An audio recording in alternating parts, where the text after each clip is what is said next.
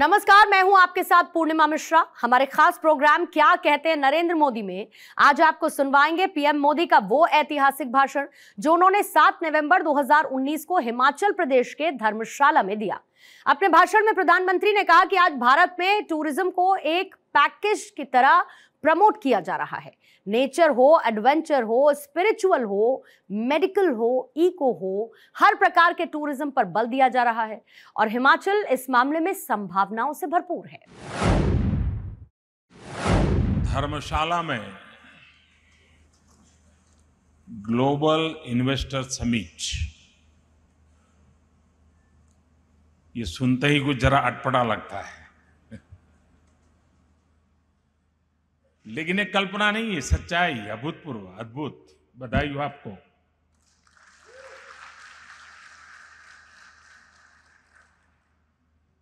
ये हिमाचल प्रदेश का एक स्टेटमेंट है पूरे देश को, पूरी दुनिया को,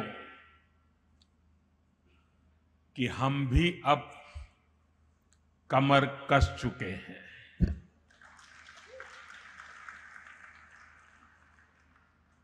आज हिमाचल कह रहा है, यस, वी हैव अराइव्ड।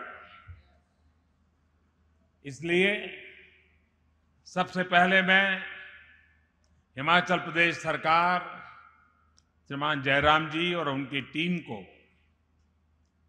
मां ज्वाला जी के सानिध्य में इस आयोजन के लिए बहुत बहुत बधाई देता हूं। साथियों, आज हम सभी एक ऐसे स्थान पर एकत्र हुए हैं जहां कण कण में शक्ति का वास है, जहां आकर एक नई ऊर्जा मिलती है।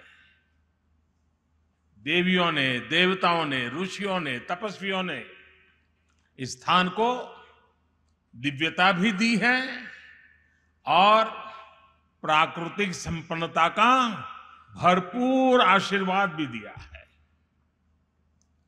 इस वातावरण में आप सभी वेल्थ क्रिएटर्स का स्वागत करते हुए मुझे आनंद हो रहा है।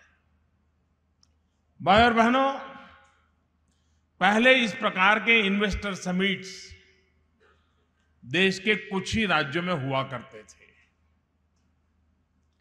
यहां अनेक ऐसे साथी मौजूद हैं जिन्होंने पहले की स्थितियों को भली भांति देखी है, लेकिन अब स्थितियां बदल रही हैं और इसकी एक गवाह यहां हिमाचल में हो रहे इस समिट भी है। अब राज्यों में बिजनेस को आकर्षित करने के लिए, निवेश को आकर्षित करने के लिए एक नई होड़, एक नई कंपटीशन, एक नई स्पर्धा शुरू हुई है। साथियों, कुछ दशक पहले हमारे देश में यह हालत थी कि कौन सा राज्य ज्यादा चैरिटी करेगा, कौन ज्यादा इंसेंटिव देगा, कोई टैक्स माफ करेगा, कोई बिजली का माफ करेगा, कोई जमीन सस्ते में देगा। ऐसे यही स्पर्धा चलती रहती थी। लेकिन अनुभव यही कहता है, इस तरह की स्पर्धा ने वो परिणाम नहीं दिए जैसे अपेक्षित थे। तब निवेशक भी इस इंतजार में रहते थे कि अब कौन सा राज्य ज्यादा से ज्यादा रियायत घोषित कर रहा है, इंसेंटिव देने वाला है। इस कारण इन्वेस्टर्स भी किसी राज्य में निवेश का निर्णय टालते रहते थे। उनको लगता है शायद कोई दूसरा राज्य ज्यादा कुछ दे देगा। उन्हें भी लगता था कि भाई 5% छूट क्यों ले, हो सकता है आगे 10% छूट मिल जाए। फिर लगता था हो सकता है आगे कोई 15% छूट दे देगा।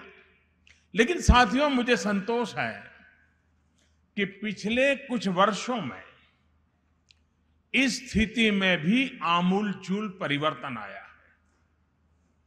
अब राज्य सरकारें समझने लगी हैं कि रियायतों की स्पर्धा न राज्य का भला करती है और न ही उद्योगों को आकर्षित कर पाती है, उद्योगों का भला भी नहीं कर पा सकती। साथियों, निवेशक के लिए यह आवश्यक है कि उसे उपयुक्त इकोसिस्टम मिले, इंस्पेक्टर राज से मुक्ति मिले, हर मोड़ पर सरकार के परमिट राज का शिकार न होना पड़े। इन दिनों सरकारें इस इकोसिस्टम को बनाने की स्पर्धा में आगे आ रही है। राज्यों के बीच एक अच्छी तंदुरुस्त स्पर्धा आज नजर आ रही है। राज्य इनिशिएटिव लेकर के व्यवस्था सरल कर रहे हैं, कानूनों में बदलाव हो रहा है, गैर जरूरी नियमों को समाप्त करने की दिशा में कदम उठाए जा रहे हैं। राज्यों में यह कंपटीशन जितना बढ़ेगा, हमारे उद्योग भी ग्लोबल प्लेटफॉर्म पर कॉम्पीट करने के लिए सामर्थ्यवान बनेंगे। दूसरे उद्योगों से मुकाबला करने की उनकी क्षमता कई गुना बढ़ जाएगी और इसका लाभ राज्य को होगा, राज्य के लोगों को होगा, देशवासियों को होगा और हिंदुस्तान तेज गति से आगे बढ़ेगा। साथियों, उद्योग जगत भी तो पारदर्शी और साफ सुथरी व्यवस्था को पसंद करता है। बेवजह के नियम कायदे, सरकार का बहुत ज्यादा दखल कहीं ना कहीं उद्योगों के बढ़ने की रफ्तार को रोकता है।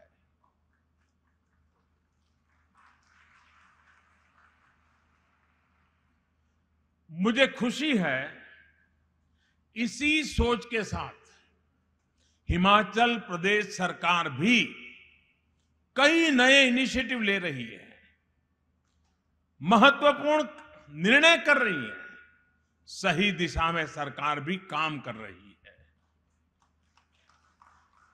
हिमाचल में सिंगल विंडो क्लियरेंस की व्यवस्था का निर्माण हो,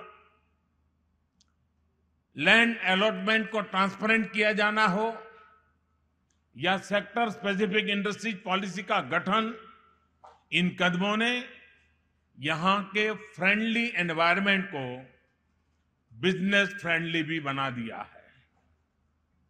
साथियों, यहां इंडस्ट्री के बड़े बड़े दिग्गज जुटे हुए हैं। आप सभी उद्योग जगत के अन्य साथी इसे भी भली भांति समझते हैं कि जब कंपनी की अलग अलग यूनिट्स अच्छा रिजल्ट देती हैं तो कंपनी का भी रिजल्ट अपने आप सुधर जाता है। इसलिए राज्यों में जब कुछ बेहतर होता है तो इसका सीधा प्रभाव देश के नतीजों पर भी पड़ता है। हिमाचल जैसे अनेक राज्यों में हो रहे बदलावों ने के कारण आज भारत की पहचान पहले से कहीं बेहतर बिजनेस फ्रेंडली डेस्टिनेशन के तौर पर बनी है। साथियों, आज भारत में विकास की गाड़ी नई सोच, नई अप्रोच के साथ 4 व्हील्स पर चल रही है, 4 पहियों पर चल रही है। एक व्हील सोसाइटी का जो एस्पायरिंग है, एक व्हील सरकार का जो नए भारत के लिए एनकरेजिंग है, एक व्हील इंडस्ट्री का जो डेयरिंग है, एक व्हील ज्ञान का जो शेयरिंग है। इस प्रकार से इन 4 व्हील पे हम तेज गति से आगे बढ़ रहे हैं। आज सरकार जो भी फैसले ले रही है वो भारत के हित के अनुसार, भारत के समाज की आकांक्षाओं के अनुसार ले रही है। आज सरकार गरीब के घर, स्वास्थ्य, स्किल, ऐसे अनेक महत्वपूर्ण विषयों पर फोकस कर रही है। तो साथ साथ इन्वेस्टमेंट और सेल्फ एम्प्लॉयमेंट पर भी बल दे रही है। आज जितना महत्व सर्विस डिलीवरी पर है, उतना ही फोकस बिजनेस का माहौल सुधारने पर भी है। इसका भी नतीजा आपके सामने है। 2014 से 2019 के बीच Bharat ease of doing business ranking में 79 रैंक का सुधार किया है।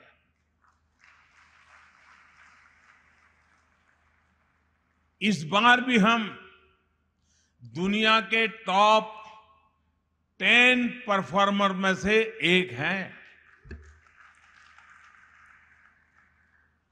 हर साल हम एक नए पैरामीटर में तेजी से सुधार कर रहे हैं।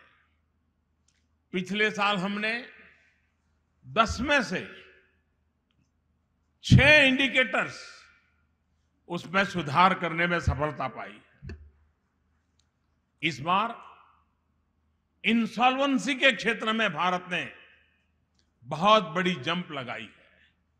इस कैटेगरी में हमने 50 से ज्यादा रैंक का सुधार किया है। साथियों, ये रैंकिंग सुधरने का मतलब सिर्फ आंकड़ों का ऊपर नीचे जाना नहीं है, फेरबदल नहीं है। ये रैंकिंग सुधरने का मतलब है कि हमारी सरकार जमीन पर जाकर जमीन की जरूरतों को समझते हुए फैसले ले रही है, नीतियां बना रही है। यहां जो लोग बैठे हैं उन्हें पता है कि कैसे पहले एक एक परमिशन के लिए महीनों का इंतजार करना पड़ता था, कितनी कितनी प्रक्रियाओं से गुजरना होता था।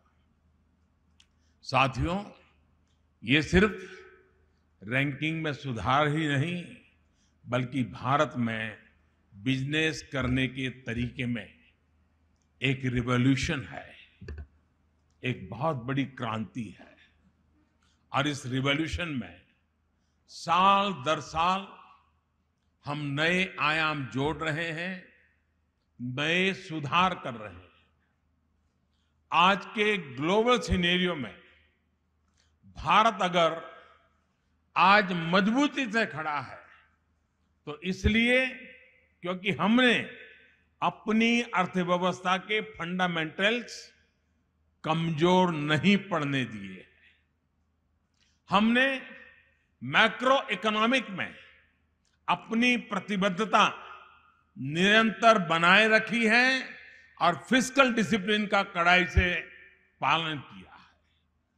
आज जब ग्लोबल इकोनॉमिक एक्टिविटी करीब करीब 3% तक नीचे आ गई है, भारत 5% से ज्यादा की रफ्तार से आगे बढ़ रहा है। हाल में जो रिपोर्ट्स आई हैं वो ये उम्मीद जता रही है कि भारत आने वाले महीनों में और तेजी से आगे बढ़ेगा। साथियों, हमारी नीयत नेक है और संवेदनशील भी है।